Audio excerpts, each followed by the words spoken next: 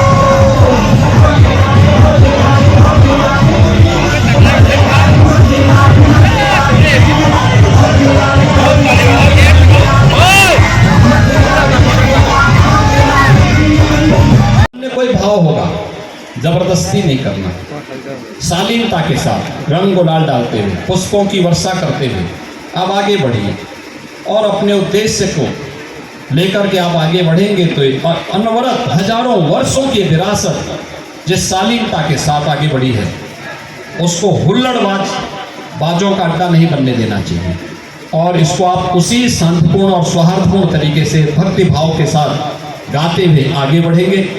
और मैं फिर से होलिका दहन समिति से कहूंगा, अगली बार प्रयास होना चाहिए कि हर मोहल्ले में एक होली के गीतों को गाने वाली टोली जरूर पैदा करनी। इस प्रकार के आयोजन जब होते हैं तो उस प्रकार के गायन को भी आगे बढ़ाना चाहिए, क्योंकि उसमें बहुत कुछ छुपा होता है। लोक गाथाएं, लोक परंपराएं, लोक गीत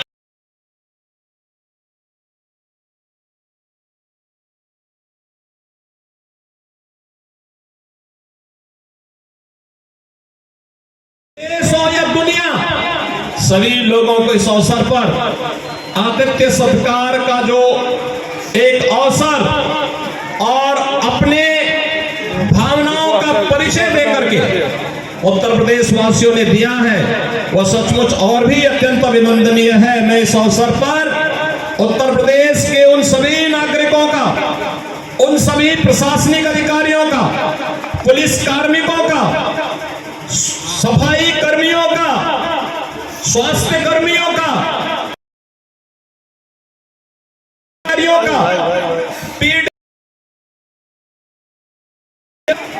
विद्युत विभाग के उन सभी अधिकारी, सभी संबंधित हो, नाविक ने पूरी ईमानदारी और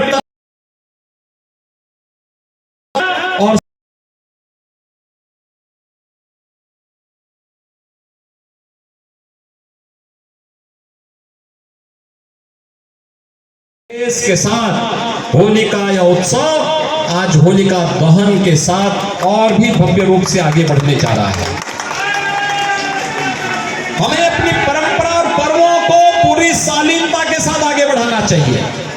मैं देख रहा था जब यहाँ पे आपके सांसद होली से जुड़े हुए गीत गा रहे थे, आप लोगों ने गाने की परंपरा बाधित कर दी। पहले मोहल्ले मोहल्ले में लोग गाना गाते थे, होली के गीतों को गाते थे। आप लोगों को इसको जीवित करना होगा, फिर से इस परंपरा को आगे बढ़ाना होगा। होली गायन का है, वादन का है, एक दूसरे के साथ अपने मतभेदों को समाप्त करने का आयोजन है।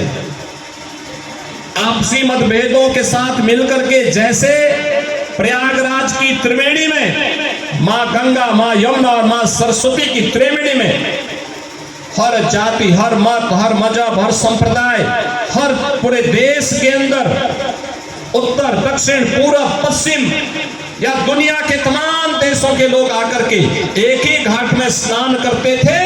कोई भेदभाव किसी के साथ नहीं होता था। यही होली हमें संदेश देता है।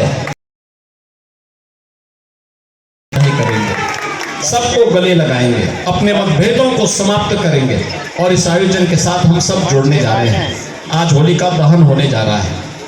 होलिका दहन का मतलब जानते हैं? याद करना। होलिका को भी यह आशीर्वाद प्राप्त था, उसको अग्नि जला नहीं सकती। हिरण्यकश्यप भी इसी गुमान में था कि उसे कोई मार नहीं सकता। उसने इतने वरदान ले लिए थे, इतनी शर्तें उसने जोड़ दी थी कि मुझे कोई अस्त्र और शस्त्र नहीं मार सकता, मुझे अग्नि नहीं नष्ट कर सकती, मैं जमीन और आसमान में नहीं मरूंगा। तो भगवान ने उसकी भी युक्ति निकाल दी। घर की देहरी में ले जा करके, अपने घुटने में रख करके, अपने पैने नाखून से उसका काम तमाम करने का कार्य कर दिया। इसलिए गुमान में किसी को नहीं रहना चाहिए, अहंकार में कभी नहीं रहना चाहिए। हर व्यक्ति को याद रखना होगा, उसके कर्मों की सजा उसको जरूर मिलेगी। आज नहीं तो कल जरूर मिलेगी। और इस अवसर पर इसीलिए मैंने कहा कि सत्य का मार्ग ही धर्म का मार्ग है। अपने जीवन में उन सन्मार्गों का अनुसरण करके हम आगे बढ़े, लोक कल्याण के पथ पर अपने आप को आगे बढ़ाने। और हमारे लिए सबसे बड़ा धर्म होना चाहिए, वह है अपने राष्ट्र के प्रति समर्पण का भाव। अपने देश और कोई भक्ति भावना नहीं हो सकती है। और उस भाव के साथ होली के इस आयोजन के साथ हम जुड़ने के लिए आए हैं। आज इस आयोजन को पूरी शालीनता के साथ हमें रंग और गुलाल डालते हुए जाएंगे। होलिका दहन के आयोजन के साथ जुड़ेंगे। होलिका दहन का मतलब अहंकार का दहन कर देना।